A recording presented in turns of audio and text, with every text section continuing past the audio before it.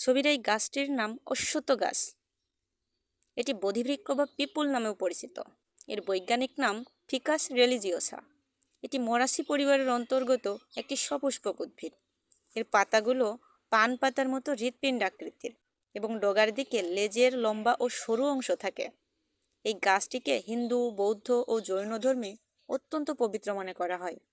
গৌতম বুদ্ধ এই গাছের নিচেই ধ্যান করে জ্ঞান বা বোধি লাভ করেছিলেন, তাই একে বোধিবৃক্ষ বলে। এটি একটি দীর্ঘজীবী বৃক্ষ, যার গড় আয়ু 900 থেকে 1500 বছর হতে পারে। এটি একটি অত্যন্ত মূল্যবান ভেষজ উদ্ভিদ। এর পাতা শ্বাসকষ্ট এবং দীর্ঘস্থায়ী কাশি কমাতে কার্যকর, পিত্ত কমাতে, কোষ্ঠকাঠিন্য ও গ্যাসের সমস্যা দূর করতেও সহায়ক।